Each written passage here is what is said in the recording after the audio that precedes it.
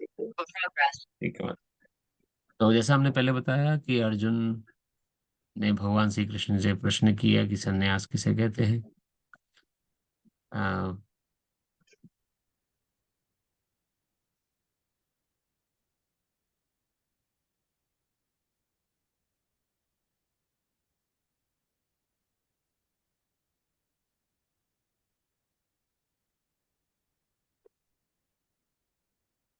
तो 13 से ऊपर हम पढ़ चुके हैं। भगवान ने पिछले हफ्ते बताया था कि कोई भी हम कार्य करते हैं, उनके कार्य करने के पीछे 5 कारण होते हैं। अगर कोई भी कार्य हमने किया, कारण में सफलता मिली कि असफलता मिली, उसे हमें ये नहीं सोचना चाहिए कि हमने ही कार्य किया है ऐसा कि जिसके कारण से हमें असफलता मिली, या हमसे ऐसा कार्य हुआ जिसके कारण से हमें सफलता मिली है। वो 5 कारण क्या हैं जिसके कारण कर्म जिनकी वजह से कर्म किया जाता है। शरीर शरीर होना बहुत आवश्यक है। कर्ता कर्ता अर्थात जो हम स्वयं आत्मा रूप में जो विराजित हैं शरीर के अंदर। विभिन्न इंद्रियां, जो भी इंद्रियां हैं, हमने समझा था 5 कर्म इंद्रियां हैं, 5 ज्ञान इंद्रियां हैं। इन इंद्रियों का होना और इंद्रिय विषयों का होना बहुत आवश्यक है। कैसे हम जब तक इंद्रिय विषय नहीं होंगे तो इंद्रियां होने के बाद भी हम उनको इस्तेमाल नहीं कर सकते। और इंद्रियों का भी आप अपने आप में सुचारू रूप से सही होना, चलते रहना बहुत अनिवार्य है। आंखें हैं लेकिन देख नहीं सकते कि अंधे हैं। कान है लेकिन सुन नहीं सकते क्योंकि बहरापन है। तो इंद्रियां ही खाली सक्षम नहीं है, इंद्रियों का ठीक से होना चलना भी अनिवार्य है। और इंद्रिय विषय यानी कि सुनने लायक कोई चीज हो तो इन इंद्रियों का उपयोग किया जा सकता है।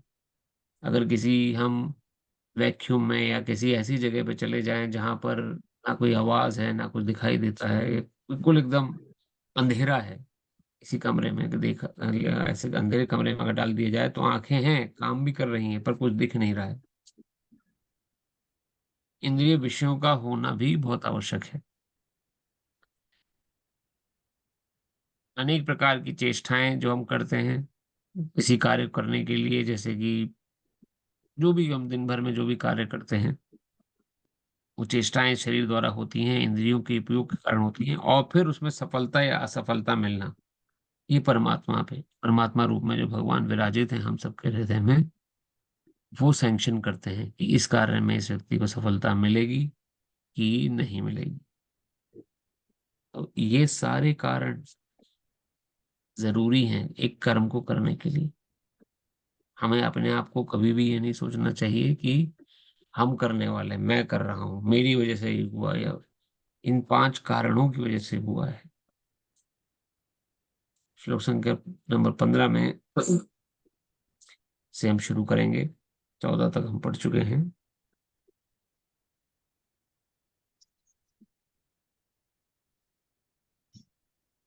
शरीर वांग मनोभिर्यत् कर्म प्रारभते नरः, न्यायव्यम वा विपरीतम वा पंचैते तस्य हेतवः। मनुष्य अपने शरीर, मन या वाणी से जो भी उचित या अनुचित कर्म करता है, वह इन 5 कारणों के फल स्वरूप होता है। तात्पर्य, इस श्लोक में न्याय तथा विपरीत अनुचित शब्द अत्यंत महत्वपूर्ण है। सही कार्य शास्त्रों में निर्देशित निर्देशों के अनुसार किया जाता है, और अनुचित कार्य में शास्त्रीय आदेशों की अवहेलना की जाती है। किंतु जो कर्म किया जाता है, उसकी पूर्णता के लिए 5 कारणों की आवश्यकता पड़ती है, जो हमने पिछले श्लोक में पढ़ा। चाहे वो उचित कार्य हो, चाहे अनुचित कार्य हो, 5 कारणों की आवश्यकता पड़ती है। उनके बिना ये कोई भी कार्य नहीं हो सकता। श्लोक संख्या नंबर 16। तत्रैवं सति कर्तारमात्मानं केवलं तु यः पश्यत् कृतबुद्धिर्बुद्धित्वान् स पश्यति दुर्मति। अतएव जो इन 5 कारणों को ना मानकर अपने आप को ही एकमात्र कर्ता मानता है, वह निश्चय ही बहुत बुद्धिमान नहीं होता और वस्तुओं को सही रूप में नहीं देखता। ये सेक्शन हम शायद पढ़ चुके हैं। इसको हमें प्रकृति के 3 गुण अनुसार ज्ञान, कर्म तथा कर्ता के तीन भेद हैं। अब तुम मुझसे वो सुनो।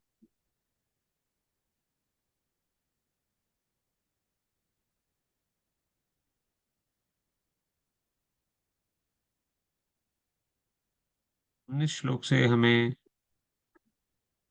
18 तक पढ़ चुके थे। ये यहाँ पे हमने पढ़ा था कि इस प्रकार से जो हम्म, अपने आप को ही कारण मान के जो कर्म करता है, स्वयं भगवान श्री कृष्ण बोल रहे हैं, वो वास्तव में अज्ञानता में है। लेकिन इसमें ये पॉइंट भी आता है कि हमसे जो गलत काम होते हैं, क्या उसमें भी परमात्मा सैंक्शन करते हैं? गलत काम का जो भी चोरी हो गया या किसी का या हमने ईर्ष्यावश किसी को कोई हमने नुकसान पहुंचाया, तो वो गलत कार्य परमात्मा द्वारा सैंक्शन नहीं होता। परमात्मा तो उस समय मना करते हैं, अंदर से आवाज आती है कि गलत काम नहीं करना चाहिए। लेकिन अपनी स्वतंत्रता का दुरुपयोग जो होता है, हमारे पास एक लिमिटेड स्वतंत्रता भी है, थोड़ी सी स्वतंत्र होने के कारण हम सब उस स्वतंत्रता का सदुपयोग या दुरुपयोग कर सकते हैं। तो दुरुपयोग क्या होता है? परमात्मा की आवाज को दबा देना। हम जानते हैं गलत है सिगरेट पीना, लेकिन फिर भी सिगरेट पी रहे हैं। अंदर से आवाज कौन बोल रहा है कि गलत है? स्वयं परमात्मा रूप में भगवान श्री कृष्ण बोल रहे हैं कि गलत चीज है, गलत आदत है, ऐसे नहीं करना चाहिए। लेकिन उनकी आवाज को अनसुना करना हमारी स्वतंत्रता का दुरुपयोग है।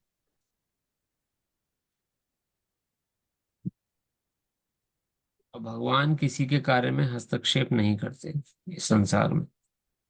ये उनकी एक रीति है कि एक प्रकार से सही गलत का शिक्षा देंगे। अब अर्जुन को भी भगवत गीता के अंत में भगवान बता रहे हैं, "हे अर्जुन, मैंने तुम्हें सभी प्रकार का ज्ञान दिया, अब यथा इच्छासी तथा कुरु।" जैसी अब तुम्हारी इच्छा है वैसा कर्म करो। तो भगवान श्री कृष्ण का ये नेचर है कि वो कभी को किसी को फोर्सफुली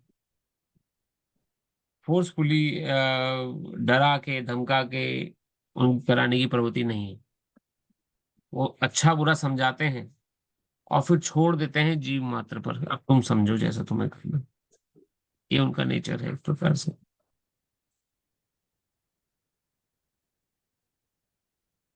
तो 19वें श्लोक से हम आरंभ करेंगे। ज्ञानम कर्म। इससे पहले वाले श्लोक में एकदम क्या हुआ था? इससे पहले 18वें श्लोक में हमने पढ़ा था ज्ञान ज्ञेय तथा ज्ञाता। ये 18 अध्याय से ही लेते हैं, 18वें श्लोक से ही लेते हैं, थोड़ा रिवाइज हो जाएगा। ज्ञानम ज्ञेयम परिज्ञाता त्रिविधा कर्म चौदनः कारणम कर्म कर्तेति त्रिविधा कर्म संग्रह। ज्ञान ज्ञेय तथा ज्ञाता, ये तीनों कर्म के को प्रेरणा देने वाले कारण हैं। ज्ञान, ज्ञेय तथा ज्ञाता। ये हमने 13वें अध्याय में भी पढ़ा था, अगर आपको याद हो। किसी को याद है? ज्ञेय अर्थात क्या? जो यहाँ पर शरीर। शब्द शरीर को। ज्ञेय और ज्ञाता। ज्ञान किसे कहा गया है? हमने ज्ञान और ज्ञेय के विषय में पढ़ा था। ज्ञेय आपने बिल्कुल सही बोला। जानने योग्य क्या है, किस चीज को जाना जाए, उसे ज्ञेय कहा जाता है। और ज्ञान क्या है? क्या जानना है हमें, हम जानना क्या चाहते हैं, वो ज्ञान है। और ज्ञाता कौन है? जो जिस इस शरीर पे आरूढ़ जो आत्मा है, जो जानने का इच्छुक है, जिसके कारण जिसके लिए वो ज्ञान है, वो ज्ञाता है। ये तीनों कर्म को प्रेरणा देने वाले कारण हैं। इंद्रियां, करण, कर्म तथा कर्ता, ये तीन कर्म के संघटक हैं। कर्म तथा कर्ता, कर्म होना, इंद्रियां जिसके द्वारा कर्म होगा, और करने वाला व्यक्ति कर्ता, ये तीनों जब एक साथ इकट्ठा होते हैं तो जाके कर्म होता है। कोई भी कर्म, अच्छा या बुरा, समझिए आप। यानी कि हाथ पैर सही चलने चाहिए तब जाके हम खाना बना पाएंगे। अगर हाथ में दर्द है या शरीर के किसी भाग में दर्द है, नहीं, या बीमार पड़े हुए हैं, तो उठ के काम करने की प्रवृत्ति नहीं होगी। कर्म, कोई भी कर्म हमसे जब होगा, जब इंद्रियां सशक्त होंगी, जिनके कारण से कर्म होगा। कर्म, जो कर्म करना है हमें, वो उस समय होगा उपस्थित, यानी कि वो कर्म, ऐसा नहीं कि किसी, हम हम खाना कब नहीं बनाते हैं, जब, अब सपोज करिए जब हमें किसी को भूख ही नहीं लग रही है तो खाना कोई क्यों बनाएगा? या आप कोई भी और एग्जाम्पल ले सकते हैं। कर्म का होना बहुत आवश्यक है, और कर्ता जो कि करने वाला व्यक्ति, ये तीनों का कर्म, कर्म के संगठक हैं, भगवान संबोधित कर रहे हैं। तात्पर्य शिला प्रभुपाद की है, दैनिक कार्य के लिए तीन प्रकार की प्रेरणाएं हैं। कोई भी दैनिक कार्य हम जो करते हैं, ज्ञान, ज्ञेय तथा ज्ञाता। कर्म का उपकरण करण, स्वयं कर्म तथा कर्ता, ये तीनों कर्म के संगठक कहलाते हैं। किसी भी मनुष्य द्वारा किए गए किसी कर्म में ये ही तत्व रहते हैं। कर्म करने के पूर्ण कुछ ना कुछ प्रेरणा होती है। किसी भी कर्म से पहले प्राप्त होने वाले फल कर्म के सूक्ष्म रूप में वास्तविक बनता है। किसी भी कर्म से पहले प्राप्त होने वाला फल कर्म के सूक्ष्म रूप में वास्तविक बनता है। इसके बाद वह क्रिया का रूप धारण करता है। पहले मनुष्य को सोचने, अनुभव करने तथा इच्छा करने जैसी मनोवैज्ञानिक विधियों का सामना करना होता है, जिसे प्रेरणा कहते हैं। और ये प्रेरणा चाहे शास्त्रों से प्राप्त हो या गुरु के उपदेश से, एक सी होती है।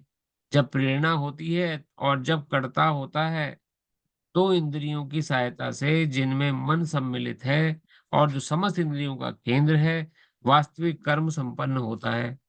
किसी कर्म के समस्त संगठन को कर्म संग्रह कहा जाता है। तो सबसे पहले यहाँ पे सीक्वेंस बताया गया, देखिए साइंटिफिक रूप से, हमसे कोई भी कर्म होगा, कर्म होने से पहले सोच आएगी दिमाग में हमारे, उस कर्म को करने की।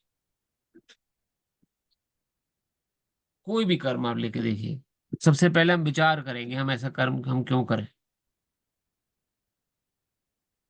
उस विचार को जब हम इंद्रियों के माध्यम, जब क्रिया रूप में हम देंगे, यानी कि उसके प्रति हम अब आकर्षित होंगे। देखिए यहाँ पहले क्या आ रहा है, पहले मनुष्य को सोचने, अनुभव करने, इच्छा करने जैसी मनोवैज्ञानिक विधियों का सामना करना पड़ता है। पहले दिमाग में सोच आएगी हमें नई कार खरीदनी है, अभी सोच आ रही है दिमाग में, अभी ली नहीं है नई कार। अब विचार में ही हम घूमते रहेंगे। उसके बाद दूसरा कारण क्या है, विज्ञों सामना करना था, जिसे प्रेरणा कहते हैं। और ये प्रेरणा चाहे शास्त्रों से प्राप्त हो या गुरु या उपदेश से, एक सी होती है। जब प्रेरणा होती है तब, और जब कर्ता होता है, तो इंद्रियों की सहायता से, जिसमें मन सम्मिलित है और समझ इंद्रियों का केंद्र है, वास्तविक कर्म संपन्न होता है। तो मन में इच्छा है, नई कार खरीदनी है, उसको मैं और ज्यादा सोचना प्रारंभ करेंगे उसके ऊपर। और जब फिर उसके एनालिसिस करेंगे, अच्छा कौन सी कार लेनी चाहिए, ये कार अच्छी है, इसकी माइलेज अच्छी है, या इसकी कीमत थोड़ी कम है, हमारे बजट में से। तो इसके ऊपर विचार, प्रेरणा, ये सब अंदर ही अंदर चलता रहेगा। अभी हमने खरीदा नहीं है, कुछ भी कर्म नहीं हुआ अभी हमसे, अभी हम सोच ही रहे हैं। जब ये सोच सोच के जब प्रेरणा परिपक्व हो जाती है, तो फिर हम इंद्रियों की सहायता से कर्म को कर लेते हैं। ऐसे अच्छे बुरे सारे कर्म दिन भर में हम करते रहते हैं। बुरे कर्म के लिए वैष्णव जन समझाते हैं, जब ये भावना ही उत्पन्न हो, उसी समय इसे दबा देना चाहिए। क्योंकि ये हर कर्म का एक साइंस है। कोई भी कर्म आप करने जाएंगे ना, उस कर्म को करने से पहले उसकी भावना उत्पन्न होगी मन में। अगर बुरा कर्म है, उस भावना को वहीं दबा दीजिए, नहीं ये गलत है, ये काम नहीं करना चाहिए। वो उसको आगे क्रिया रूप में जाने ही मत दीजिए। क्रिया रूप में जाते ही वो काम बिगड़ जाता है। इतनी समाज में जो कुरीतियां चल रही हैं, न्यूज में भी कई ऐसी खबरें हमें देखने को मिलती हैं, सुनने को मिलती हैं। जितने भी गलत आचरण होते हैं या गलत विचार होते हैं, वो वास्तव में मन से पहले उत्पन्न होते हैं। मन में वो भाव आता है, उसी समय उसे रोक दीजिए उस भाव को। अगर वहां से वो गाड़ी मिस हो गई, तो क्रिया रूप ले लेगी फिर वो, निश्चित रूप से। फिर आप रोकते, फिर वो रोके नहीं रुकेगी, जो भी गलत काम हम या कोई भी ऐसा गलत कार्य करने जा रहे हैं। उसी प्रकार अच्छा कार्य जो है, अच्छे कार्य को भावना आते ही तुरंत क्रिया रूप में डाल देना चाहिए। अच्छा कार्य करने में देर नहीं करनी चाहिए। और बुरा कार्य में मन में गलत विचार उठे हैं तो इसका संशोधन मन से ही होगा। बार बार टटोलते रहना मन में, ये गलत नहीं, गलत है, नहीं करना है, मन को ही बार बार दबाने का प्रयास हमें करना है, क्योंकि यहाँ क्या लिखा है, इंद्रियों की सहायता से जब प्रेरणा होती है, पहली प्रेरणा जब हुई अच्छे या बुरे कर्म की, हम यहाँ बुरे कर्म की बात कर रहे हैं, बुरे कर्म की जैसे ही प्रेरणा हो, तो इंद्रियों की सहायता से, जिसमें मन सम्मिलित है, मन भी इंद्रिय है, छठी इंद्रिय कहा जाता है मन, समस्त इंद्रिय केंद्र है, वास्तविक कर्म संपन्न होता है। गलत कर्म संपन्न होने से पहले दो स्टेप आएंगे। पहले प्रेरणा होगी, और दूसरा हम उसको क्रियान्वित करने का प्रयास करेंगे। क्रियान्वित मतलब कि करने जाने का प्रयास करेंगे, तो उस वाले स्टेप पे आप रुक नहीं पाएंगे, हम वो गलत काम हो जाएगा।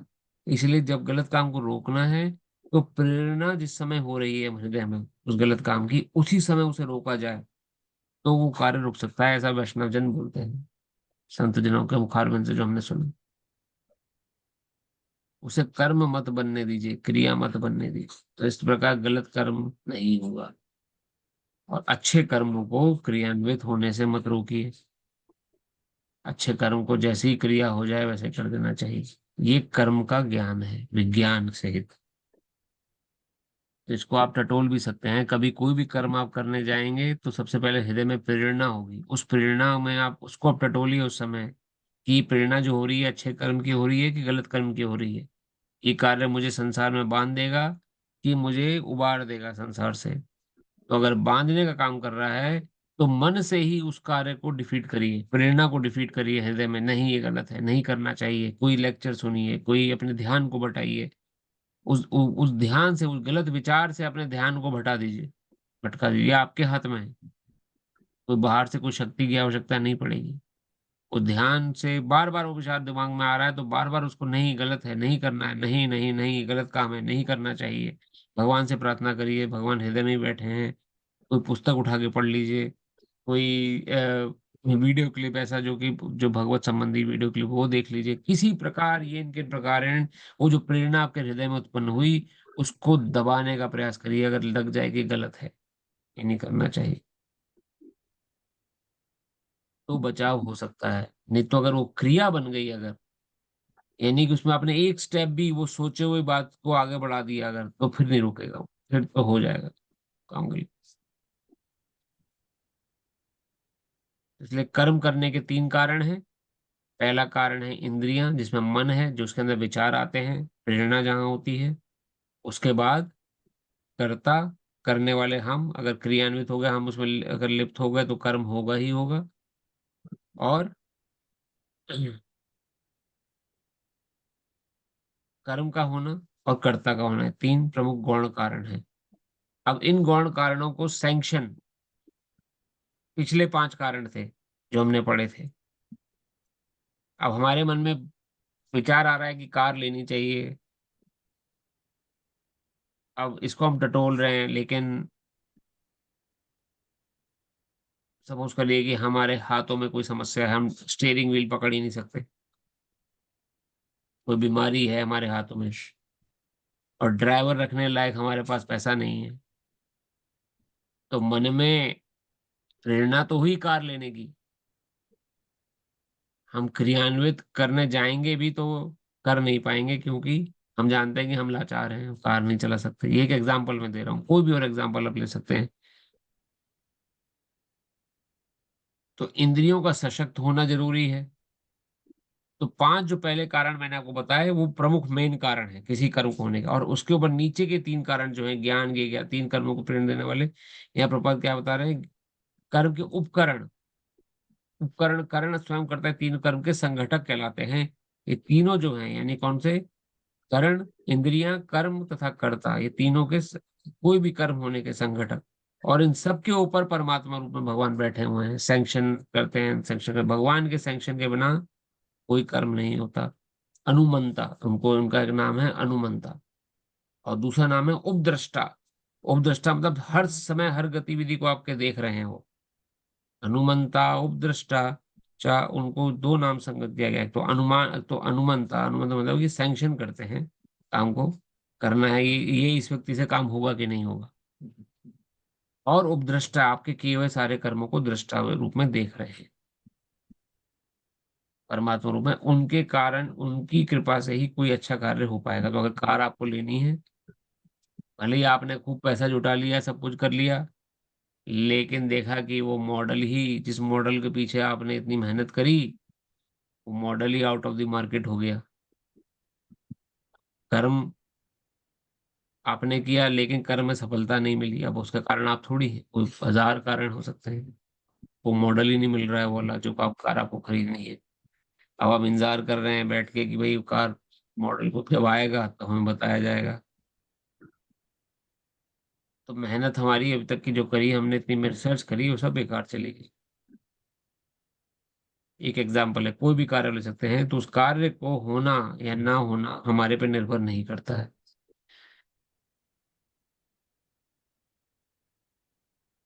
इन बारीकियों को थोड़ा समझने का प्रयास करिएगा, क्योंकि ये हमारे साथ रोज घट रही हैं, लेकिन हम अनजान इतने हैं कि हम इनको देख ही नहीं, समझ ही नहीं पाते हैं।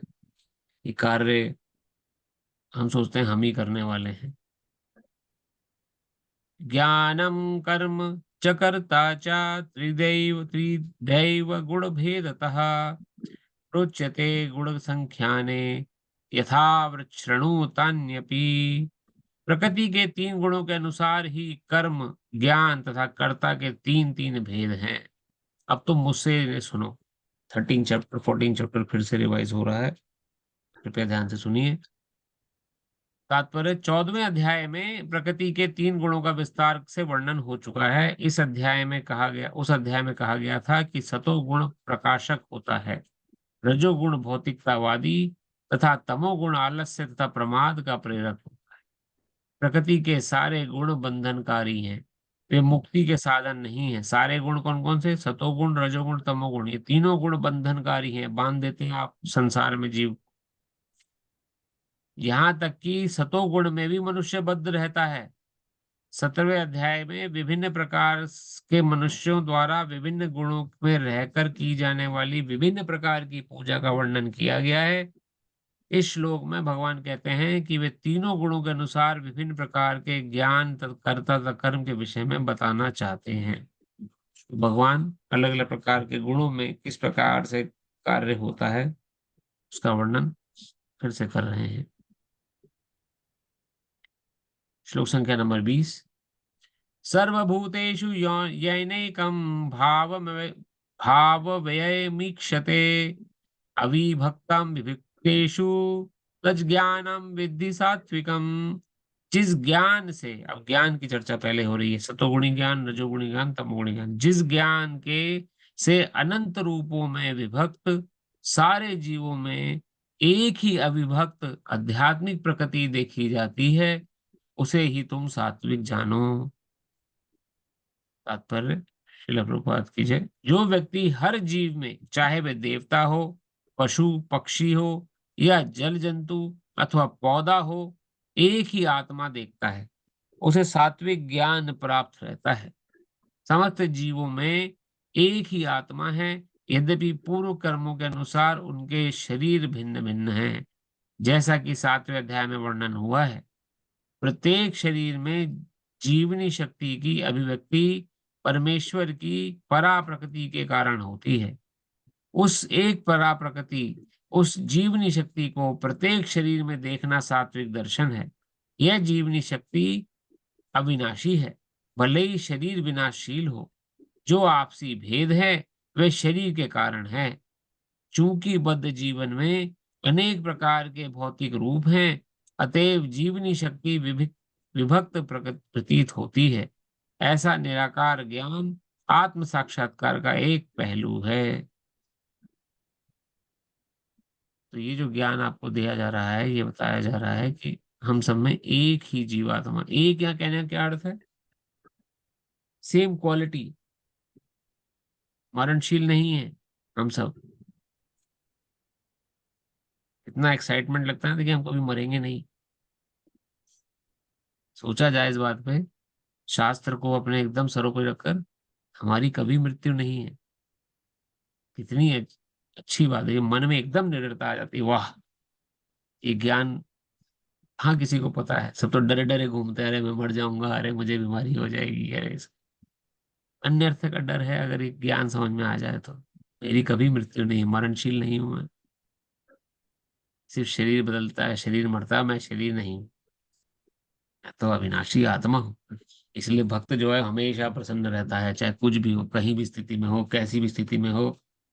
जिसको ज्ञान हो गया है इस बात का, उसे कभी किसी बात का संकोच नहीं रहता। जानता है मैं मरणशील नहीं, मेरा कभी अंत नहीं है।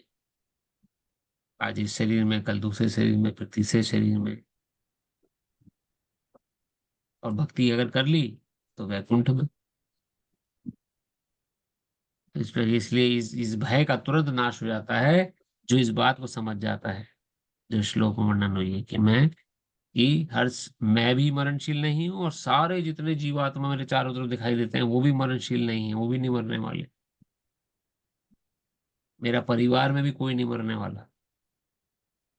ये भगवत गीता बोल रही है, देखिए सामने। कौन मरता है फिर? शरीर छोड़ता है ये इंसान, जीव जो है। इसका मतलब थोड़ी कि वो हमारे जो असल में जो जीवात्मा थी वो मर गई, नहीं। उसने शरीर छोड़ के दूसरे शरीर में चली गई, दूसरे लोक में चली गई है। जहाँ कहीं भी है वो स्वस्थ है, अच्छे तरीके से रह रही है। क्योंकि अगर ऐसा नहीं हो रहा है तो भगवान की वाणी झूठी है फिर तो भगवत गीता भी झूठी है। और ऐसा हो नहीं सकता, क्योंकि भगवत गीता को पढ़ने वाले हम ही नहीं है। 7 लोग जो इस समय कॉल पे बैठे हुए हैं, हम 7 लोग ही इस भगवत गीता को नहीं पढ़ रहे हैं। इस भगवत गीता को पिछले 5,000 सालों से पढ़ा जा रहा है, और बड़े बड़े मनीषी लोग, प्रकांड विद्वान लोग इसको पढ़ रहे हैं, पढ़ते हुए आ रहे हैं। उन्होंने नहीं कहा कि श्लोक गलत है जी, 18वें अध्याय का 20वां श्लोक गलत है, किसी ने नहीं बोला। सबने इस श्लोक को एक्सेप्ट किया, सही है। और जब मैं कहता हूँ कि एक्सेप्ट किया, इसका मतलब ये नहीं कि बस लिखा हुआ है इसलिए एक्सेप्ट कर दिया। कौन समस्या उठाए उसकी पुष्टि करने की या देखने की? पुष्टि करने वाले भी विद्वान लोग हैं जो पुष्टि करते हैं। ये लिखा है कि गलत, नहीं लिखा है क्या है, तो उस समय हमें ज्ञान नहीं है। उस समय आप कोई भी चर्चा पुस्तक लिख, जिस समय आज से 500 वर्ष पहले ही जाएं अगर, जब हमारे वैष्णव आचार्य लोग थे, शिश्न रूप गोस्वामी, सनातन गोस्वामी, वो एक भी टीका कुछ लिखते थे उसके ऊपर संशोधन होता, शास्त्रार्थ होता था, महीनों तक चलता था। ये एक एक शब्द सही लिखा है कि नहीं लिखा है, कैसे प्रूफ को मिले, किस तरह से जाना जाए ये सही बात है कि नहीं है। एकदम खरी कसौटी पे जब तक वो लिखा हुआ ज्ञान ना उतरे तब तक उसे पब्लिश ना किया जाए लोगों के लिए ज्ञान। तब जाके ये वेद पुराण हमारे शास्त्र बने हैं। ऐसा नहीं है कि किसी ने लिख दिया बस जी हाँ भगवान है, ऐसा होता है, ऐसा नहीं। ये लिखना इतना सरल नहीं है, क्योंकि समाज में और उसको प्रकाशित करना उतना ही मुश्किल है। क्योंकि आप अब जनमानस के पास जा रहे हैं उस ज्ञान को लेकर। जब उस ज्ञान को लेकर जनमानस के पास जाएंगे तो सरल नहीं है उसको उसको लिपिबद्ध करना है, लिखाना। अभी पता नहीं आपको, एक जो टीवी पर भक्तमाल सीरियल आ रहा है, हमने लिंक भी भेजा था। उसमें जब शिला तुलसीदास जी की कथा चल रही, जब उन्होंने श्री रामचरितमानस को लिखा, तब कितने क्रिटिक, कितने लोगों ने उसको शास्त्रार्थ किया उस बात को लेकर कि रामचरितमानस पहले आप जनमानस की भाषा में क्यों लिख रहे हैं? ये तो संस्कृत हमारी देव भाषा है, उसमें होनी चाहिए। ये जनमानस में क्यों लिखा जाए, लोकल भाषा में क्यों लिखी गई रामचरितमानस? जब तक शिवजी ने संशोधन नहीं कर दिया, तब तक उस समय के ब्राह्मणों ने एक्सेप्ट ही नहीं करी थी रामचरितमानस को। ब्राह्मण वर्ग कहता था देव भाषा जो है वो संस्कृत है। तो कोई भी शास्त्र जो बिना संस्कृत में लिखा हो, वो मान्य नहीं हो। रामचरितमानस जो आज के समय में हमारा जीवन प्राण है, श्री राम जी की पूरी जन्म गाथा है, श्री तुलसीदास जी हमारे परम पूजनीय संत, उनके द्वारा लिखा गया वो ग्रंथ है। आज जिसको हम इतना पूजनीय मानते हैं, वो खरी कसौटी पे उतर के आया है। कई संशोधनों के बाद उतर कर आया है। कई शास्त्रार्थ हुए हैं उसके पीछे, तब जाके वो आज पढ़ा जाता है, जिसको आप उसके बाद भी हनुमान चालीसा जब श्री तुलसीदास जी ने लिखी, कैसे प्रूव हो कि हनुमान चालीसा सही है? उस समय जिस समय लिख रहे थे हनुमान चालीसा, उस समय एक प्रेत वहीं थे उनके आश्रम के बाहर रहता था। उसने लोगों को त्राही त्राही करके परेशान करके रखा हुआ। तब जाके श्रील तुलसीदास जी के हृदय में आया कि मैं ऐसा कार्य करता हूं जिससे लोगों के हृदय से भय निकल जाए। तब जाके उन्होंने हनुमान चालीसा की चर्चा करी, लिखा। और हनुमान चालीसा लिखने के बाद जब जाके उस प्रेत के आगे पढ़ा, तो लोगों ने देखा पीछे खड़े होकर, क्या इसका प्रभाव पड़ रहा है कि नहीं पड़ रहा है, या खाली लिख दिया भर के लिखा, लिख दिया उन्होंने, लिखने भर के लिए लिख दिया बस। उस प्रेत के सुनते ही मुक्ति हो गई। हनुमान चालीसा सुनते ही मुक्ति। भूत पिशाच निकट नहीं आवे, महावीर जब नाम सुनावे। नासे रोग हरे सब पीरा, जपत निरंतर हनुमत पीरा। संकट ते हनुमान छुड़ावे, मन क्रम वचन ध्यान जो लावे। एक एक शब्द हनुमान चालीसा का दिव्य शब्द है, अगर आप पढ़ें ध्यान से। लेकिन इस कलयुगी बुद्धि के कारण हमें लगता है कि सब लिखने भर के लिखी पुस्तकें हैं, गीता प्रेस की किताबें हैं, किसी ने लिख दिया, हमने पढ़ लिया, बस खत्म बात। इसमें इससे ज्यादा इसमें कुछ नहीं। ये समझिए, अगर आपके घर में रामचरितमानस है, कोई दुख प्रभाव नहीं आएगा, पहले ही पेज पे लिखा हुआ है। कोई किसी प्रकार से कोई संशोधन नहीं होगा, रामचरितमानस आपके घर में है, रखी है, बस पढ़ नहीं रहे आप। ये साधारण पुस्तक नहीं है। रामचरितमानस एक एक शब्द दिव्य है, एक एक शब्द भगवान राम की वाणी है। एक एक शब्द उसमें ऐसा है कि जो आपके कई विघ्नों को टाल दे।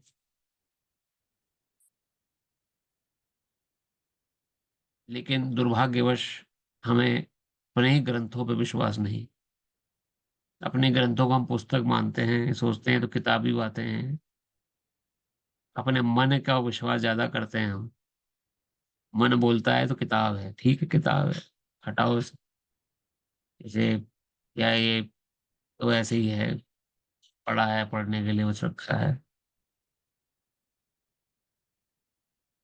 रामचरितमानस, भगवत गीता, वाल्मीकि रामायण, कोई भी ग्रंथ आप उठाएं, Bhagavad Gita, Bhagavatam, Ishopanishad, nectar of instruction, Upadeshamrita, या नेक्टर ऑफ डिवोशन, भक्ति रसामृत सिंधु, वो जब जिस कसौटी से वो ग्रंथ लिखे गए हैं, वो ऐसी लिख के पब्लिश नहीं हो गए। आप उसके पीछे जो प्रस्तावना, किसी भी पुस्तक, किसी भी ग्रंथ के पहले प्रस्तावना आती है। क्योंकि मैंने अभी हाल में रामचरितमानस पढ़नी शुरू करी है फिलहाल। इसको मैं देख रहा था, तो वैसे मैंने वैसे वाल्मीकि रामायण शुरू करी पहले। तो उसमें लिखा वाल्मीकि जी ने कि रामायण साधारण ग्रंथ नहीं है। इसको पढ़ने से विघ्न टिकट जाते हैं, कई ऐसे विघ्न जो हम नहीं जानते, हम अनजाने में या कुछ ऐसा कुछ हमसे आ, आ, अगर हम किसी प्रकार के कोई संकट हमारे तरफ आ रहा होगा, खाली भगवान राम के चरित्र सुनने मात्र से संकट दूर हो जाएगा। स्वयं तुलसीदास जी के जीवन में कितने संकट आए, आप उनका जीवन चरित्र पढ़िए तुलसीदास जी का। बचपन से ही संकटों से भरा जीवन था उनका। बचपन से ही जैसे ही पैदा हुए तो उनके पूरे मुखमंडल में 32 दांत थे। लोगों ने समझा तो राक्षस, उनमें कोई व्यक्ति, कोई किसी पैदाइशी बच्चे के 32 दांत होते हैं मुंह में, तुलसीदास जी के थे। तो उनके परिवार ने ही बहिष्कार कर दिया, पैदा हुए बच्चे का पिता ने बोल दिया ये तो अपशकुनी है, ये तो कोई राक्षस प्रवृत्ति का व्यक्ति पैदा हुआ है। तो माता ने एक, उनकी जो सर्वेंट थी, उनके साथ उन्हें भेज दिया, ये तो मार देंगे मेरे बेटे को, इसको अपशकुनी मान रहे हैं, तुम चोरी छुपे रात को उनको ले जाओ। तो तुलसीदास जी की जो माता थी, उनकी जो धाय थी, उनकी जो सेविका थी, अ, मैं नाम अभी भूल रहा हूँ उनका, किसी भक्त को अगर याद हो तो बता सकते हैं। लेकिन वो उनको रातों रात ले गई तुलसीदास जी को, ताकि बच्चे को मारा ना जाए। हुलसी, क्या माता जी? हुलसी, हुलसी। नहीं, नाम कुछ और था माता जी, तुलसी तो नहीं था। अ, खैर याद आएगा तो मैं बताऊंगा आपको। तो वो रातों रात ले गई। अब वो उन्होंने कुछ वर्ष, 5-6 वर्ष तक पाला उस बालक को। लेकिन जब वो एक बार खेत में ऐसी अनाज के खेत में गई हुई थी, तो वहां पे सांप ने उनको डस लिया। तो जिस माँ, जो बच्चा अपनी माता पिता को छोड़ के इस भाई माँ के साथ रह रहा था, अब वो फिर से अनाथ हो गई, क्योंकि अब वो जो जो धाय थी, जो जो पाल रही थी, वो सांप ने काट लिया। अब गांव वालों ने सोचा कि भाई, अब जिस समय वो लेके आई थी धाय अपने अपने साथ उस बालक को, उस समय उनसे पूछा गया था कि किसके बालक को उठा के ले आई हो। तो उन्होंने बोला था कि इनकी माँ अस्वस्थ हैं, मैं उनके घर काम करती थी, इसलिए उन्होंने कुछ दिनों के लिए रख रखाव के लिए मुझे दे दिया है। जब ये थोड़ा बड़ा हो जाएगा तब मैंने वापस कर दूंगा। तो उन्होंने फिर ये कथा गांव वालों को सुनाई, क्योंकि ताकि उनपे कोई शक ना करे कि कहाँ से बच्चे को ले आई है। अब गांव वालों ने सोचा कि ये तो जो ये भी चली गई है, तो वापस से इनके घर में कांटेक्ट किया जाए, इसका बच्चा है। तो वहां एक व्यक्ति को भेजा गया। वहां उनके पिता से व्यक्ति मिला, तो पिता ने सुनते ही मना कर दिया, अरे वो तो 32 दांतों वाला बच्चा था, मैं तो राक्षस हूँ, वो तो अपने घर को ही, अपनी माँ को ही खा गया। तो उसकी माँ विरह में, उनकी माँ ने भी शरीर छोड़ दिया था, क्योंकि बच्चा साथ में नहीं रह रहा था उनके। तो उन्होंने बोला कि अ, मेरी माँ, तो ये तो अपनी माँ, अपने परिवार का ही बहुत ही दुखदाई व्यक्ति है, उसने दुख दिया है, अपशकुनी है, मैं अब उसको एक्सेप्ट नहीं करूंगा। उसके पिता ने तब मना कर दिया। तो जो व्यक्ति गांव से गया था, उसने गांव में आके जब वो बात बताई, अब गांव वाले इसको अपशकुनी समझने लगे। पहले अपनी माँ को खा गया, मतलब उनकी वजह से उनकी माँ का मृत्यु हो गई, अब उसके पालने वाली की भी मृत्यु हो गई, ये गांव के लिए अपशकुनी है, इसे गांव से बहिष्कार कर दो। उसका तो नाम पूरे चुनिया गांव, था। चुनिया, हाँ माता जी धन्यवाद, चुनिया नाम था उनकी धाय का।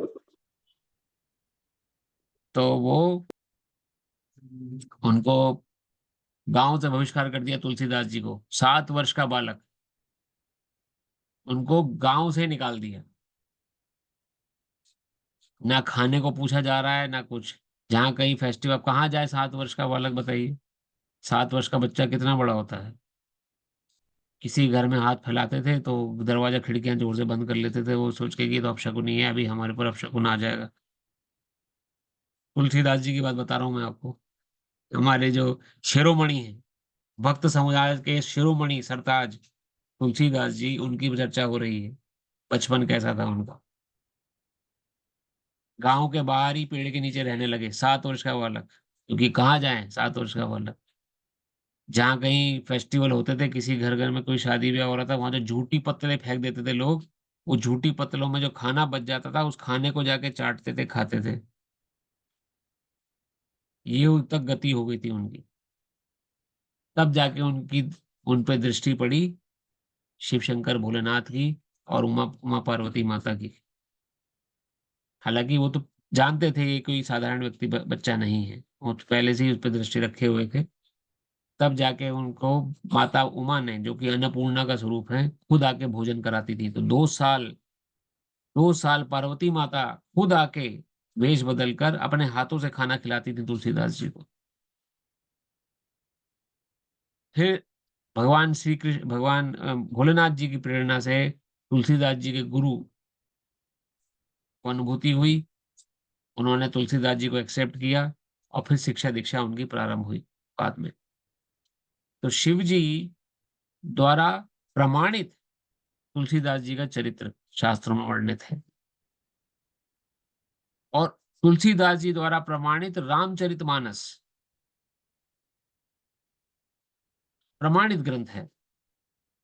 एक एक शब्द प्रमाण का, लिखने भर के लिए नहीं लिखा गया। तो हमारे कोई भी शास्त्र आप देखें, उनका घर में होना, लिखना, पढ़ना और उनके ऊपर पढ़ना, ये साधारण बात नहीं है।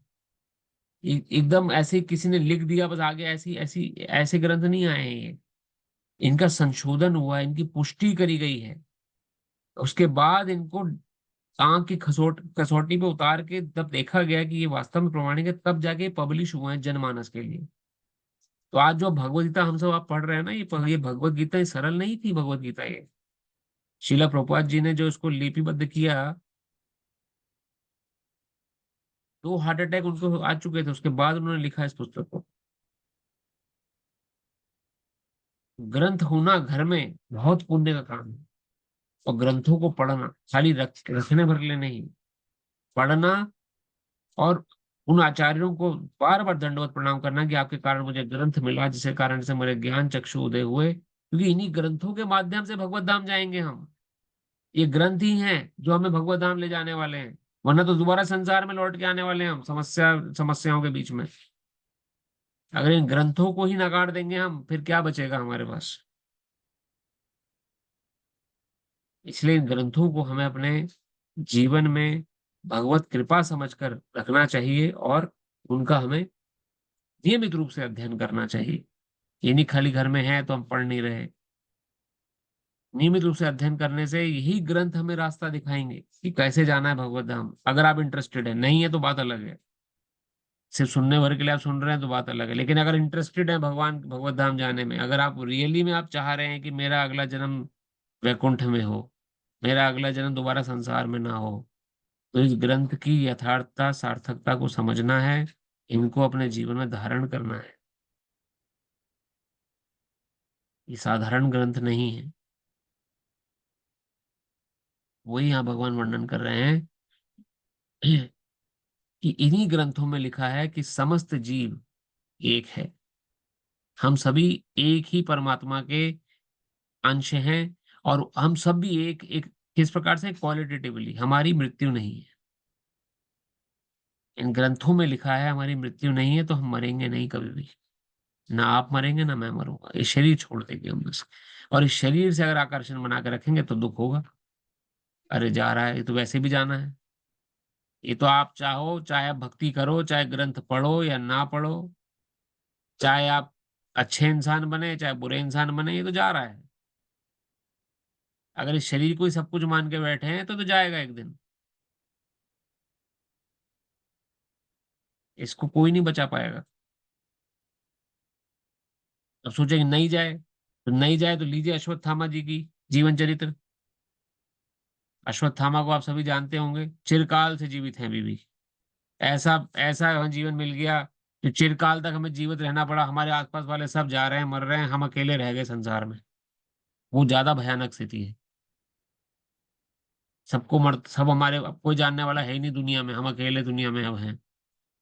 सब अनजान लोग हमारे चारों तरफ हैं। हमारी मृत्यु नहीं हो रही, बाकी सबकी मृत्यु हो गई। तो ना मरे अगर, तो वो ज्यादा भयानक है।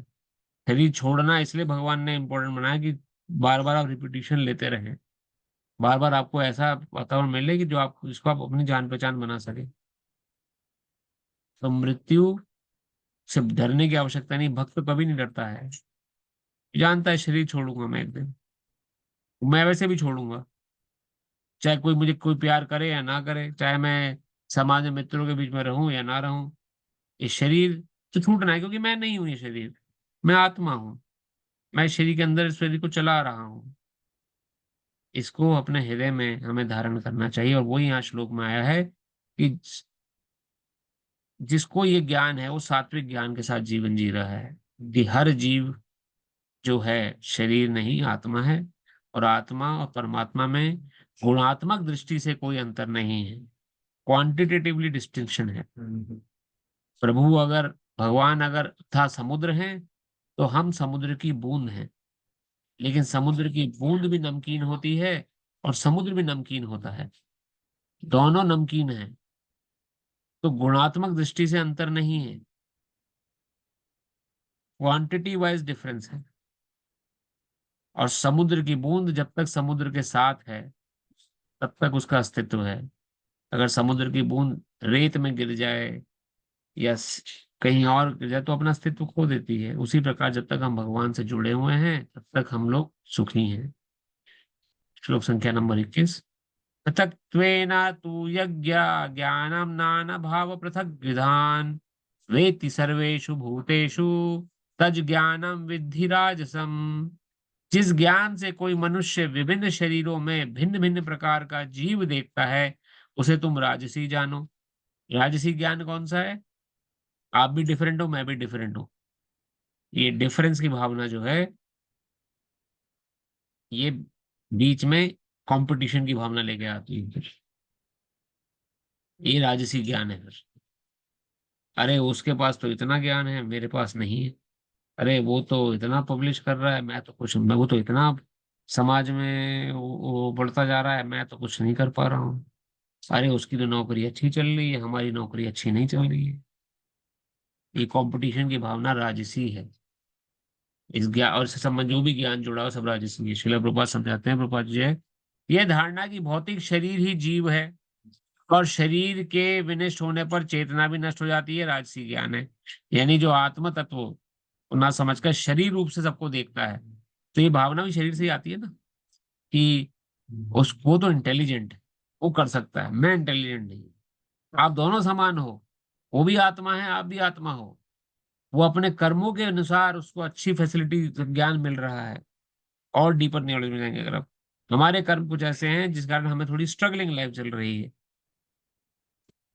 तो इसको ना देखते हुए हम शरीर रूपी, शरीर के प्रति आकर्षित जो होते हैं, उस कारण से वो राजसी कहलाता है।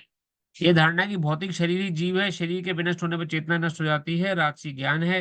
इस ज्ञान के अनुसार एक शरीर दूसरे शरीर से भिन्न है, क्योंकि उनमें चेतना का विकास भिन्न प्रकार से होता है। अन्यथा चेतना को प्रकट करने वाला पृथक आत्मा ना रहे। शरीर स्वयं आत्मा है और शरीर के परे कोई पृथक आत्मा नहीं है।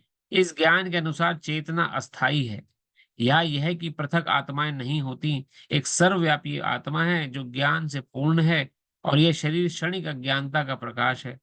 या यह कि इस शरीर के परे कोई विशेष जीवात्मा या परमात्मा नहीं है। यह सब धारणाएं रजोगुण से उत्पन्न होती हैं। कोई भगवान नहीं है, हम ही करने वाले हैं जो करें। हम मेहनत करेंगे, काम होगा, नहीं मेहनत करेंगे तो नहीं काम होगा। हम, हमारे द्वारा ये काम हुआ, हमने संभव किया ये काम। अरे वो तो बड़ा सुंदर फिल्म स्टार है, अरे वो तो बहुत सुंदर है, अरे वो तो बहुत स्ट्रांग है, अरे उसके तो बहुत अच्छे मसल्स हैं, अरे हम तो बहुत कमजोर हैं, हम तो, हम इतने गरीब हैं, हमारे पास धन नहीं है, उनके पास धन है, वो बहुत धनवान है। ये जो भेदभाव है शारीरिक अंतर्गत और दृष्टिपात से जो होता है, इसे रजोगुणी ज्ञान बोला गया है। ये ज्ञान रजोगुण तक सीमित है, आगे देख ही नहीं पाता ज्ञान की। इससे परे हम सब आत्मा हैं। एक ही एक ही एक ही क्वालिटी है हमारे अंदर कि हम भगवान के अंश हैं, और परमात्मा में ये निर्भर है। उस ज्ञान को रजोगुणी ज्ञान वाला व्यक्ति कभी देख नहीं पाएगा। तो यहाँ भगवान डिफरेंस दे रहे हैं, देखिए रजोगुणी ज्ञान कैसा होता है। वो सिर्फ इस शरीर शरीर के ही देहात्म बुद्धि में ही फंसा रहता है, इससे परे नहीं देख पाता वो। तो जो देहात्म बुद्धि में फंसा है और उसी की चिंताओं से नहीं उबर पा रहा है, वो रजोगुण में स्थित है। सीधा सीधा संशोधन यहाँ पर ये है। और रजोगुण में व्यक्ति जब शरीर छोड़ेगा तो इसी संसार में दोबारा आ जाएगा। 15वें अध्याय में हमने पढ़ा था ये। सतोगुणी व्यक्ति जब शरीर छोड़ता है, जिसको आत्म तत्व का ज्ञान हो गया है, वो उच्च लोकों की तरफ बढ़ता है आगे। लेकिन रजोगुणी ज्ञान रखने वाला व्यक्ति इसी संसार में लौट के आएगा। श्लोक संख्या नंबर 22। यत्तु कृत्स वे वदेकस्मिन् कार्ये सक्तम हेतुकम् अत्थावर्थ तत्वार्थम बदल्पम च तत्काम समुदाहृतम। और वह ज्ञान जिससे मनुष्य किसी प्रकार के कार्य को, जो अति तुच्छ है, सब कुछ मानकर सत्य को जाने बिना उसमें लिप्त रहता है, तामसी ज्ञान है, तामसी कहलाता है। बिल्कुल तुच्छ कार्य में लिप्त है, उसी को सब कुछ मान के बैठा है। तात्पर्य, सामान्य मनुष्य का ज्ञान सदैव तामसी होता है। क्योंकि प्रत्येक बद्धजीव तमोगुण में ही उत्पन्न हुआ होता है। जो व्यक्ति प्रमाणों से या शास्त्रीय आदेशों के माध्यम से ज्ञान अर्जित नहीं करता, उसका ज्ञान शरीर तक ही सीमित रहता है। उसे शास्त्रों के आदेश अनुसार कार्य करने की चिंता नहीं होती। उसके लिए धन ही ईश्वर है और ज्ञान का अर्थ शारीरिक आवश्यकताओं की तुष्टि है। ऐसे ज्ञान का परम सत्य से कोई संबंध नहीं होता। यह सब कुछ, यह बहुत कुछ साधारण पशुओं के ज्ञान तथा खाने सोने रक्षा करने तथा मैथुन करने का ज्ञान जैसा है। ऐसे ज्ञान को यहाँ पर तमोगुण से उत्पन्न बताया गया है। दूसरे शब्दों में इस शरीर से परे आत्मा संबंधी ज्ञान सात्विक ज्ञान कहलाता है। जिस ज्ञान से लौकिक तर्क तथा चिंतन मनोधर्म द्वारा नाना प्रकार के सिद्धांतवाद जन्म लें, वे राजसी है। और शरीर को सुखमय बनाने वाले ज्ञान को तामसी कहा जाता है। तीनों को फिर से डिफरेंस दिया गया। जो ज्ञान आप आत्मा संबंधी ज्ञान और वो सात्विक ज्ञान, कि वो आपके ट्रू, आपका जो आइडेंटिटी है उसके ऊपर आधारित है। तो आप जो भी काम करेंगे आप सात्विक ज्ञान में रह के करेंगे। जैसे अगर आप सभी को आत्मा समझेंगे तो सभी के प्रति परोपकार की भावना आएगी। ये सात्विक कार्य हो जाएगा। ये आपका सात्विक ज्ञान है। राजसी ज्ञान क्या है? लौकिक तर्क। इस ज्ञान संसार से कहीं ज्ञान में हम बड़े रहे, भाई संसार कोई से जो हमें ज्ञान मिल रहा है वही हमारे लिए सब कुछ है, उसी के लिए कार्यरत रहना। लौकिक तर्क तथा चिंतन मनोधर्म द्वारा स्पेस में लाइफ है कि नहीं है, और दूसरे प्लैनेट्स में लाइफ है कि नहीं है, इसका संशोधन करते रहना, ये राजसी ज्ञान के अंतर्गत भी आता है। और तामसी ज्ञान खाली मेरे तक सीमित है। मैं खुश हूं तो सब खुश है। मेरी इंद्रियां खुश होनी चाहिए, मेरे पास पैसा होना चाहिए, या मेरे पास उसको मैं कैसे जुटाऊं, या मेरे पास ना मेरा यश होना चाहिए। दूसरे की मुझे परवाह नहीं है। दूसरे के कंधे पे सिर पे पैर रख के मुझे आगे बढ़ना पड़े तो मैं बढ़ जाऊंगा। दूसरे को चीट करके, दूसरे को अगर मैं नीचा दिखाकर अगर मुझे उत्थान या प्रशंसा मिलती है तो मुझे स्वीकार है। ये तामसी ज्ञान है। और इससे संबंधित जो भी हम ज्ञान युक्त कार्य करते हैं, युक्ति लगाते हैं, तमोगुण के अंतर्गत है। बहुत साधारण भाषा में भगवान ने समझाया। देखिए, अब हम किस ज्ञान में हैं वो हमें खुद उसका संशोधन करना है, देखना है कि इन तीनों ज्ञानों में मेरे पास कौन सा ज्ञान है। अगर जो भी ज्ञान लेके आप जीवन जी रहे हैं, वैसा गुण आपने फिर अर्जित किया है, और जैसा गुण आपने अर्जित किया है, जब ये शरीर छूटेगा तो उस प्रकार की गति होगी हमारी। सब कुछ लिंक्ड है, जैसे साइंस में लिंक्ड होता है। Everything is linked, spirituality is a science. कुछ भी इसमें मनोधर्म या किसी प्रकार का मानसिक चिंतन की बात नहीं हो रही है। यहाँ पर आपके आगे का जीवन डिसाइड हो रहा है। बिल्कुल साइंटिफिकली भगवान समझा रहे हैं। एक एक चीज लिंक्ड है। पहले आप ज्ञान किस ज्ञान में है उसको टटोलिए। आप देखिए मैं कौन से, मेरे अंदर कैसे विचार आते हैं, कैसी प्रेरणा हो रही है मेरे अंदर। वो प्रेरणा क्या सतोगुणी प्रेरणा है, रजोगुणी प्रेरणा है, या तमोगुणी प्रेरणा है? जो प्रेरणा ज्यादातर होती है उस गुण का मैं भाग हूं फिर। और अगर उसी गुण में मैं रहा तो शरीर तो छूटना है एक दिन। तो मुझे गति क्या होगी मेरी, वो भी मुझे पता है। रजोगुण में शरीर छूटा तो दोबारा इस संसार में आना निश्चित है, कोई नहीं रोकने वाला फिर। बड़े से बड़ा परिवार वाले, कितने हितैषी, कितने संबंधी, कोई भी मेरा निकटस्थ मित्र मुझे बचा नहीं पाएगा। ये बात बहुत ध्यान रखने वाली है, क्योंकि साईं ये एग्जीक्यूट होगा, ये एकदम स्टेप बाय स्टेप है ये। श्लोक संख्या नंबर 23। नियतम संग रहितम रहितम राग द्वेष कृतम अफला प्रेप्सुना कर्मा यत् सात्विकम उच्यते। जो कर्म नियमित हैं और जो आसक्ति, राग या द्वेष से रहित कर्म फल की चाह के बिना किया जाता है, वह सात्विक कहलाता है। अब कर्म के तीन विभाग आ गए।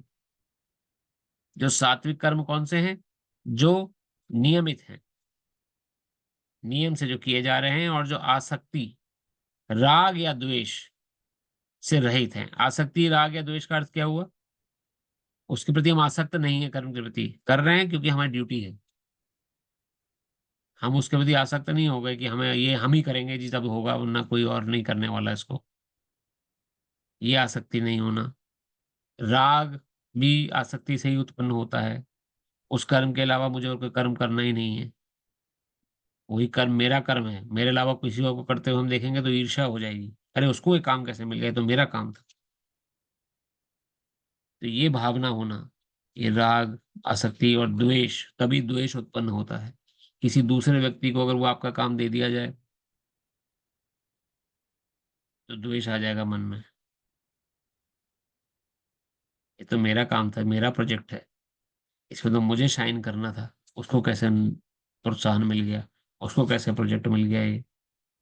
द्वेष तुरंत आएगा। सब जुड़े हैं आपस में। It is science.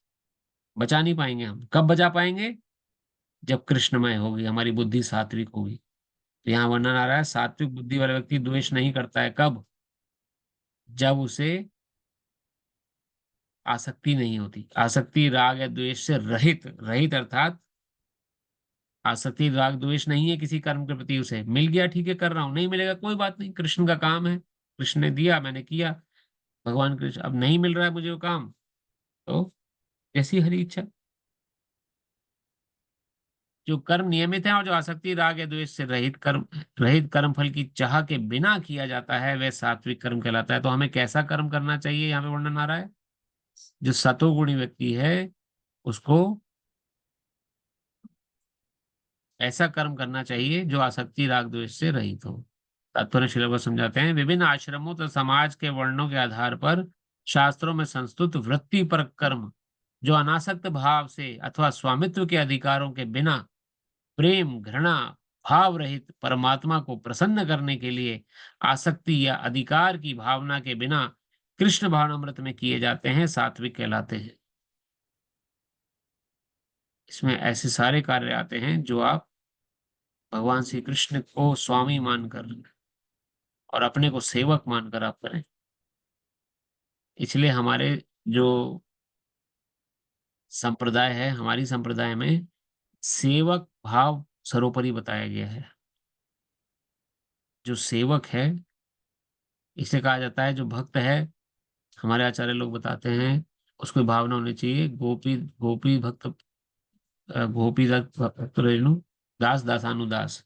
यानी मैं दास का दास का दास, मैं भगवान के भक्तों का क्या का दास का दास हूँ। मेरी ये लेवल है, दासों का दास। इसलिए कुछ जो भक्त लोग लेटर लिखते हैं, कुछ ईमेल लिखते हैं, उनकी ईमेल में नीचे लिखा रहता है दास अनुदास। दास अनुदास अर्थात दासों का दास हूँ मैं। अपने को भगवान का दास भी नहीं बताते। ना हमें ऐसी प्रेरणा मिलती है हमारे शास्त्रों के माध्यम से। हम भगवान के भक्तों के दास के दास के दास के दास हैं। लेकिन व्यक्ति क्या है, वो अपोजिट भावना लेके रजोगुणी व्यक्ति के अंदर भावना होती है आज के समाज में कि मैं उसका भी स्वामी हूँ, उसका भी मैं स्वामी हूँ। स्वामियों का स्वामी बनना चाहते हैं हम। तो वही दुख का कारण है। हमारे दुखों का, क्लेश का, टेंशन का, एंजाइटी का, डिप्रेशन का, कुछ भी चीज पकड़ लीजिए तो कारण ही यही है कि जो स्वामी बनने की भावना हमारे अंदर नहीं बन पाए तो एंजाइटी डिप्रेशन में चले जाएंगे। क्योंकि हाथ में हमारे कुछ है नहीं। हमारे हाथ में सिर्फ कृष्ण भक्ति है, जो हम तत्परता से भगवान पे निर्भर होकर किसी वैष्णव मुखारविंद के से नियमित रूप से वचन सुनकर और गुरु धारण करके हम नियमित रूप से ज्ञान ले सकते हैं। और तभी हम सुखी रह पाएंगे। नहीं तो घृणात्मक जीवन, मन में हमेशा घृणा द्वेष ही भरा हुआ है हमारे। क्या हमने किया, क्या कमाया फिर संसार में आकर? कुछ मिले ना मिले, घृणा बुराइयों को अगर हम दूर कर गए संसार से, अपने अपने हृदय से कम, तो भी हमारा जीवन सफल है। लेकिन सब कुछ प्राप्त कर लिया, लेकिन फिर भी वही डर चिंता फिक्र में जीवन जी रहे हैं। तो क्या प्राप्त किया आप? कुछ नहीं प्राप्त किया। इतना भयभीत जीवन, आसक्ति द्वेष से मुक्त नहीं हो पाए, राग मन में लगा हुआ है, चिंता फिक्र मन में बसी हुई है। करोड़पति भी हो जाएंगे तो क्या हासिल हुआ? कुछ भी नहीं हुआ। रात को नींद नहीं आ रही है, दिन भर में टेंशन में फिक्र में निकल जाता है, कभी खुल के हंस नहीं सकते, खुल के हम चैन से रह नहीं पा रहे हैं। क्योंकि भगवान पे विश्वास नहीं है। विश्वास नहीं तो मन में ये सब चीजें तो घर कर ही लेंगी। क्योंकि देखा जहां जहां भगवान से नजर हटी वहीं माया देवी का झापट पड़ेगा कि अच्छा ये तो भगवान से विमुख हो रहा है, ठीक है, इसे और डराओ। ये चल रहा है संसार में। अब भगवत गीता की टॉर्च लाइट से हमें दिखाई देता है सभी। तो परमात्मा के प्रसन्न करने के लिए आसक्ति और भाव तो कर्म जो कर रहा है वो सात्विक कर्म है। उससे वो कर्म भी फिर ऐसे ही होते हैं। 24वें श्लोक में भगवान कहते हैं, यत्त कामे सुना कर्मा सांग कारेण व पुनः क्रियते बाहुलायस्यम तद्राजम मुद्रा मुदाहृतम। लेकिन जो कार्य अपनी इच्छा पूर्ति के निमित्त प्रयास पूर्वक एवं मिथ्या अहंकार के भाव से किया जाता है वह रजोगुणी कहा जाता है। सिंपल है। जो मेरी संतुष्टि के लिए मैं कर रहा हूं, अपनी इच्छा पूर्ति के निमित्त प्रयास पूर्वक मिथ्या अहंकार के भाव से, मिथ्या अहंकार क्या, मैं कर रहा हूं, मैं कर सकता हूं, ये मिथ्या अहंकार है। इस भावना से किया जाता है। रजोगुणी है कर्म और तमोगुणी कर्म है अनुबद्धम क्षयम हिंसा मनवेक्षे च पौरुषम मोहदारभ्यते कर्म यत्तमच्युत यत्तमा समुच्यते। जो कर्म मोहवश शास्त्रीय आदेशों की अवहेलना करके ता भावी बंधन की परवाह किए बिना या हिंसा अथवा अन्यों को दुख पहुंचाने के लिए किया जाता है वे तामसी कहलाता है। सरल शब्द है। तात्पर्य शिल बात कीजिए, मनुष्य को अपने कर्मों का लेखा राज्य को अथवा परमेश्वर के दूतों को, जिन्हें यमदूत कहते हैं, देना होता है। देखिए यहाँ स्पष्ट लिखा आ रहा है, यमदूत दिखेंगे। यहाँ पर जैसा कर्म करेंगे सामने यमदूतों को देखना है एक दिन। किसी के मन की बात नहीं है, भगवत गीता में लिख दिया गया है यहाँ पर। या तो हम राज्य को गलत काम करेंगे या तो पुलिस पकड़ लेगी। देखते हैं हम समाज में गलत कार्य होते हैं तो सीबीआई आ जाती है, सीबीआई पुलिस पूरी इन्वेस्टिगेशन होती है। इन्वेस्टिगेशन होने के बाद धर दबोचा जाता है उस व्यक्ति को जिससे गलत कर्म हुआ। चलिए वो तो यहाँ का न्याय है, शासन है। फिर भगवान का शासन चालू होता है जहाँ यमदूत हैं। कौन गवाही देते हैं? चारों दिशाएं गवाही देती हैं उस समय। North east west south, Surya Chandra गवाही देते हैं आपकी। इसने दिन में ये काम किया, इसने रात में ये काम किया।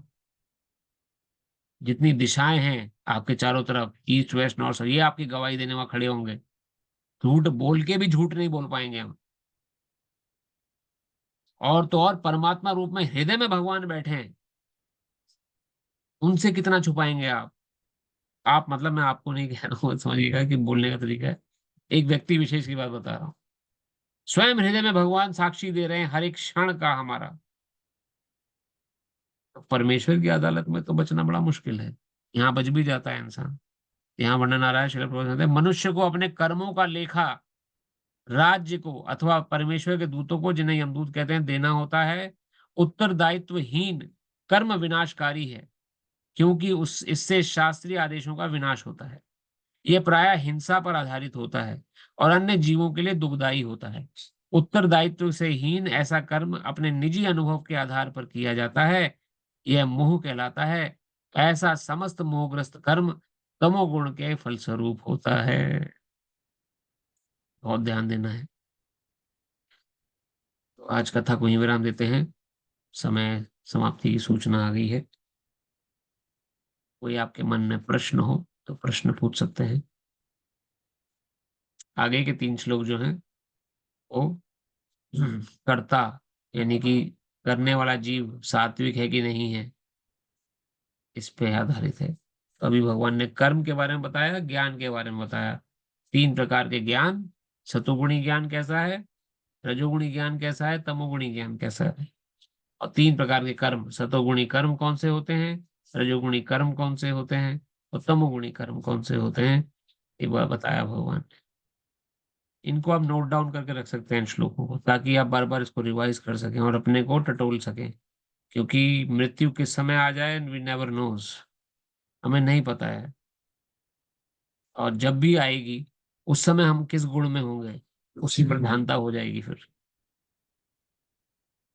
और अगला जीवन उसी का मिल जाएगा। ऐसा मैं नहीं कह रहा हूं, ऐसा हमने पढ़ा है, भगवत गीता में लिखा है। इन बातों को हमें अपने जीवन में कंठस्थ करके जीवन जीने का प्रयास करना है। कोई प्रश्न हो तो आप पूछ सकते हैं।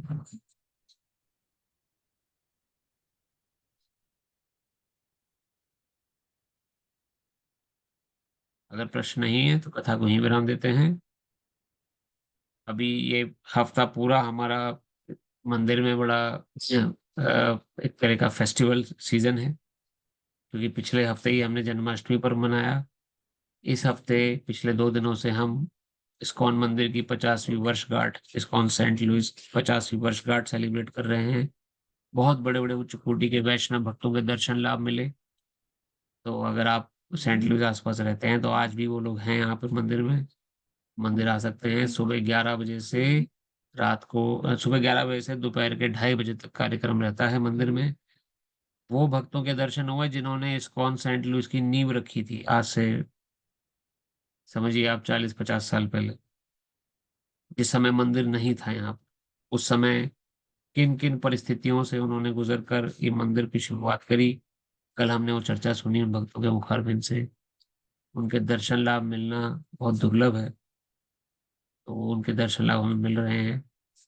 और अगले हफ्ते सैटरडे 8 तारीख 8 सितंबर को मंदिर की तरफ से पब्लिक जन्माष्टमी त्योहार मनाया जा रहा है। पब्लिक जन्माष्टमी मतलब कि भगवान की जन्माष्टमी हम फिर से सेलिब्रेट कर रहे हैं हिंदू टेम्पल में। हिंदू टेम्पल जो यहाँ सेंट लुइस में लोकल महात्मा गांधी सेंटर है, वहां पर भगवान की जन्माष्टमी पुनः सेलिब्रेट हो रही है। बहुत लार्ज स्केल पे ये प्रोग्राम होने जा रहा है। उसमें अलग अलग कार्यक्रम हैं, शोज हैं। भक्तों के बच्चों, हमारा गुरुकुल जो है इस्कॉन का गुरुकुल, उसके बच्चे पार्टिसिपेट कर रहे हैं नाटक में। तो आप अगर आसपास रहते हैं मंदिर के, सेंट लुइस में रहते हैं, तो कृपया आप 8 सितंबर को आने का प्रयास करिए। हिंदू टेम्पल बहुत प्रख्यात जगह है यहाँ पर, आप जानते ही होंगे। तो वहां पर आ सकते हैं और भक्तों का दर्शन लाभ और जो जितने भी सात्विक कर्म हो रहे हैं, उन सात्विक कर्मों को आप देख सकते हैं। किस प्रकार भक्त लोग सतोगुण में रहने का प्रयास कर रहे हैं, किस प्रकार से भगवान की चेतना में अपना जीवन बिता रहे हैं। ये देख कर हम ज्यादा सीखते हैं। तो एक मौका है, अगर आपके पास समय हो, कृपया अवश्य आइए। इन्हीं शब्दों के साथ हरे कृष्णा। हरे कृष्णा। हरे कृष्ण।